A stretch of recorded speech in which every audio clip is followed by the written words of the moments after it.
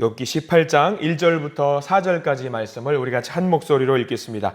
1절부터 읽습니다. 수아 사람 빌닷이 대답하여 이르되 너희가 어느 때에 가서 말의 끝을 맺겠느냐. 깨달으라. 그 후에야 우리가 말하리라. 어찌하여 우리를 짐승으로 여기며 부정하게 보느냐. 울분을 터뜨리며 자기 자신을 찢는 사람아, 너 때문에 땅이 버림을 받겠느냐. 바위가 그 자리에서 옮겨지겠느냐. 아멘. 오늘 말씀 가운데 하나님의 크신 은혜가 있기를 간절히 소망하고 기도합니다. 우리 기도하는 마음으로 고백할까요? 하나님의 은혜가 지금 저에게 임하기를 기도합니다. 옆 사람 축복하면서 하나님의 은혜가 지금 여러분에게 임하기를 기도합니다. 아멘. 하나님의 복된 은혜가 넘치는 복된 날 되시기를 간절히 소망하고 기도합니다. 우리가 욥기 말씀을 보고 있습니다. 욥기를 읽으면서 우리가 조심해야 될 것이 하나 있어요. 절대로 놓치지 말아야 될 것이 하나가 있는데 뭐냐면요, 하나님이 나를 사랑하시고 하나님이 내게 재산을 주셨고 하나님 나에게 자녀와 건강을 주셨고, 그리고 그것을 주셨을 때에는 그만한 이유가 있기 때문에 주셨고, 그리고 그 모든 것을 또 거두어 가시는 것도 하나님의 이유가 있다라는 것을 알아야 된다라는 것입니다. 하나님께서 모든 것이 이유가 있어요. 허투루 하시는 것은 단 하나도 없습니다. 모든 것이 하나님의 뜻이 있다라는 것, 그것을 고백하는 것을 우리는 뭐라고 이야기하냐면 믿음이라고 해요. 믿음이 있다라는 것을 말하고 있습니다. 지금 욥이 견디는 것은요, 자기 자신 때문에 견디는 것이 아닙니다. 하나님으로 인해서, 하나님 때문에 견디는 것입니다. 욥기 1장, 2장을 우리가 이미 봤잖아요. 사탄과 하나님이 역사하는 거, 하나님께서 사탄을 통해서 명령을 주셨고 그 삶 가운데 하나님께서 인도하신다라는 것을 우리가 이미 봤습니다. 근데 욥은 그것을 몰라요. 모르는 상황 속에서 지금 이 상황을 그대로 가고 있는 건데, 이거를 믿음이라고 해요. 믿음. 이 모든 것을 모르지만 하나님께서 주관하신다라는 것을 깨닫고 하나님께서 내 삶을 주관하신다라는 것을 믿고 나가는 거, 이거 믿음이라고 하는 거잖아요. 근데 욥의 이야기로 우리가 넘겨 짚을 수 없는 것이, 이 모습을 보고 있으면 누가 떠오르냐면요, 우리들의 모습이 떠오르는 겁니다. 우리들의 살아가는 모습을 한번 잠깐 점검해 보시기 바랍니다. 여러분들의 신앙생활의 모습을 보세요. 믿음 생활의 모습을 보시기 바랍니다. 세상 사람들은 우리를 이해 못합니다. 그 사람들이 항상 말하는데 뭐라고 말하냐면요, 쟤네들은 맨날 하나님의 뜻이래. 쟤네들은 맨날 하나님의 뜻이래. 쟤네들은 맨날 하나님이 그러시는 거래. 교회 가서 예배하면은 기뻐하신대. 고통과 고난이 있어도 기도한대. 저게 맨날 하나님 뜻이래. 근데 우리는 그것을 뭐라고 말하냐면은 믿음이라고 하잖아요. 믿음. 저와 여러분들 그래서 믿음이 있다라고 우리는 이야기를 합니다.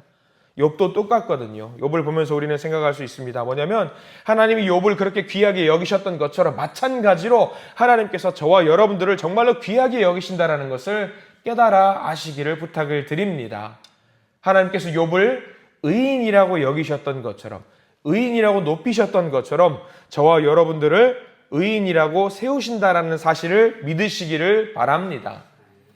우리가 사는 삶이 그렇습니다. 욥도 지금 버티는 거잖아요. 믿음으로 버티는 거잖아요.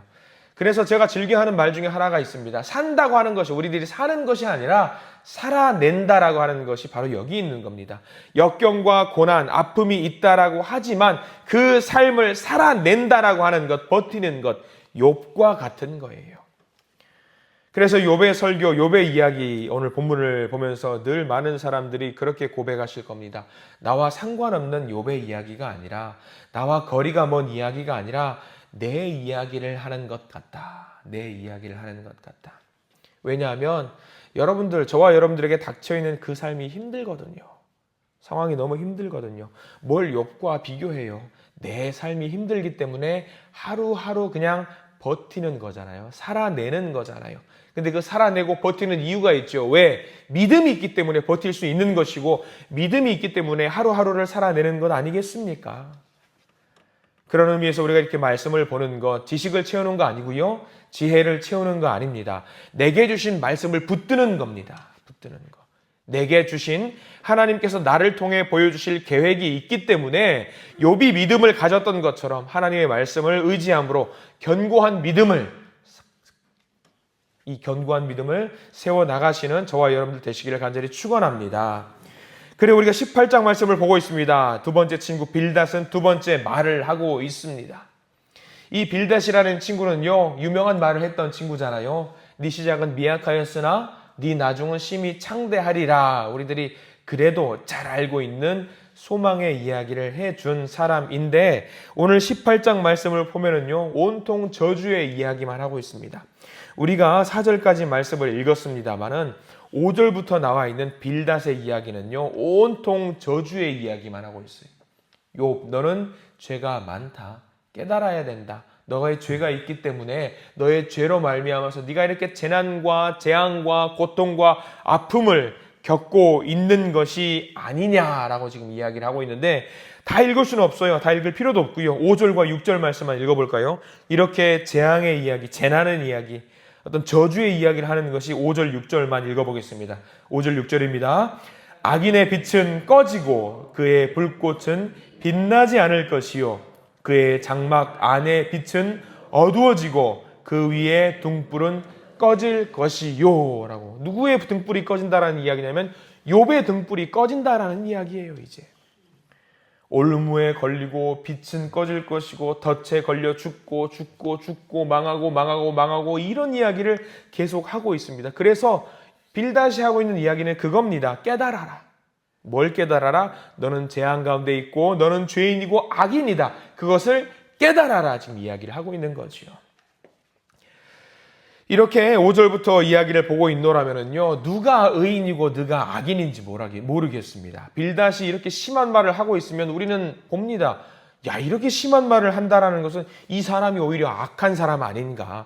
빌닷, 이 사람 무서운 친구 아닌가? 위로하러 왔는데 이렇게 악한 저주의 말을 하고 있다라니 이 사람이 악한 사람 아닌가? 근데 우리는 깨달아야 돼요. 확실하게 알아야 됩니다.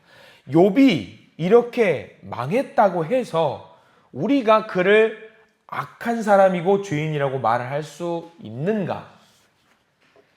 우리가 살다가 봉변을 당할 수 있습니다. 원치 않게 아픔을 겪을 수 있습니다. 슬픔을 당할 수 있습니다. 눈물을 흘릴 수 있습니다. 그러면 우리가 죄인입니까? 우리가 악한 사람입니까?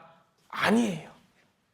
이렇게 좋지 않고 힘든 상황 속에 있다라고 할지라도, 하루하루를 겨우겨우 살아낸다라고 할지라도 하나님이 여전히 나를 사랑하고 계심을 여러분들 믿고 있지 않습니까? 빌닷은요, 망했으면 끝이래요. 고통이 당하면은 죄인이고요, 악인이니까 벌 받아야 된다. 땅땅땅 끝났다. 근데 욥은 아니다.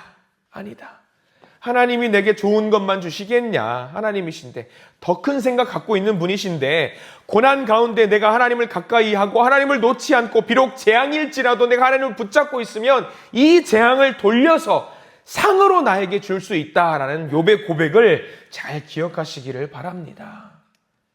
겉으로 드러나는 모습이라든가 상황이라든가 사건을 통해서 모든 것을 판단하면 안 됩니다. 우리의 믿음이라는, 우리의 신앙이라는 것은요, 내게 벌어지고 있는 이 상황을 넘어서서 내 안에 또는 그 너머에 있는 하나님의 뜻, 하나님의 생각이 있다라는 것을 믿고 나아가는 것이 신앙이고 믿음입니다. 여러분들 다 그거 붙잡고 가시는 줄 믿습니다. 내가 지금 힘들어요. 근데 이 힘든 상황 너머에 하나님이 나를 인도하시는 것이 있다라는 것을 믿고 나아가는 것, 그거를 붙잡지 않으면요, 그냥 끝나는 거예요. 그냥 끝나는 거. 망한 것 같지만 다시 봄의 싹이 피어오르는 것처럼, 희망의 싹이 피어오르는 것처럼 망한 것이 아닙니다. 믿는 사람들에게는요, 망한 것이 아니에요. 지금 좀 힘들 수 있어요. 괴로울 수 있어요. 근데 알 수 없어요. 하나님은 나보다 크신 분이니까 내게 다시 시작할 힘과 용기를 주신다라는 것을 명심하시기를 부탁을 드립니다. 그래서 우리가 읽은 본문 4절 말씀을 보십시오. 4절 말씀이 중요한데요, 빌닷의 말입니다. 빌닷의 말인데 4절 말씀 같이 한번 읽어보겠습니다. 울분을 터뜨리며 자기 자신을 찢는 사람아, 너 때문에 땅이 버림을 받겠느냐? 바위가 그 자리에서 옮겨지겠느냐? 4절 말씀 밑줄을 그으십시오. 울분을 터뜨리며 자기 자신을 찢는 사람아. 빌닷이 보기에 지금 욥이 무엇을 하고 있냐면 울분을 터뜨리며 자기 자신을 찢는 사람이라고 지금 빌닷이 보기에는 그런 거예요. 울분을 터뜨리며 자기 자신을 찢는다. 여러분, 울분을 왜 터뜨립니까? 여러분들 기도하실 때에 울분을 터뜨릴 때 있습니다. 절규하실 때 있습니다. 왜 울분을 터뜨리고 절규하냐면 간단하잖아요. 지렁이도 밟으면 꿈틀거린다고. 너무 힘드니까. 고통 가운데 있으니까 울분을 터뜨려야죠. 하나님을 찾아야 되잖아요. 하나님께 기도해야 되는 거잖아요. 울분을 터뜨리는 건 그겁니다. 하나님의 사람으로 살아보겠다라는 고백이고 선언이에요. 빌닷은 그렇게 말하는 거잖아요. 네가 울분을 토한다고 해서 뭐 바뀌는 게 있을 것 같아? 네가 울분을 토하고 절규한다라고 해서 변하는 게 있을 것 같아? 없다. 빌닷은 그렇게 이야기하는 거죠. 근데 그게 아니잖아요. 그거 아니잖아요. 우리가 하나님을 찾는 것이 아무 소용없는 거예요. 이렇게 새벽 시간에 나와서 기도하는 게 아무 의미 없는 일이에요? 아니에요. 우리가 힘들면 하나님 찾습니다. 그런데 하나님은요, 우리의 소리를 들으시고 우리를 살피시는 분이십니다. 우리가 이러한 소망이 없으면 왜 믿음 생활하겠어요? 하나님은 누구시냐면 내 아버지세요. 자녀가 울분을 토하고 절규하고 있는데 가만히 지켜보는 분이 아니십니다. 내가 몸부림칠 때 하나님은 응답하시고요. 내가 기도할 때 들으시고요. 내가 하나님을 찾을 때에 하나님은 우리의 손을 만져주는 분이십니다. 빌닷의 말처럼 울분을 토한다라고 해서 하나님이 가만히 있으실까? 아닙니다. 우리는 차라리 울분을 터뜨려야 합니다. 내 자신을 찢어야 됩니다. 빌닷의 말은 오히려 이런 말이어야 돼요. 울분을 터뜨려라. 너 자신을 찢어라. 그렇게 해서라도 하나님을 찾아라. 하나님을 만나라. 하나님의 뜻을 구해라. 그러면 하나님이 너에게 알 수 없는 놀라운 일을 행하실 것이다. 이런 고백을 해야 됩니다. 우리는 알고 있습니다. 욥이 나중에 40장 넘어가면은요, 모든 것이 다 회복이 됩니다. 우리는 다 알아요. 그래서 고통이었지만 욥은 그 고통을 넘어서서 하나님을 다시 만난다라는 사실을 우리는 알고 있습니다. 말씀의 서두에서 이야기를 드렸습니다. 이 모든 것을 한 단어로 말할 수 있다라면 그게 뭐냐면 믿음이라고 말씀을 드렸습니다. 히브리서 11장 6절에는 이런 말씀이 있어요. 믿음이 없이는 하나님을 기쁘시게 못하나니 하나님께 나아가는 자는 반드시 그가 계신 것과 그가 자기를 찾는 자들에게 상 주시는 이심을 믿어야 할지니라. 믿는 자에게는 그 모든 것이 상으로 주어진다라는 거예요. 고통이 있지만 그 고통이 넘어갈 때에 그 고통이 상으로 바뀐대요. 성경에는 그런 인물들이 많습니다.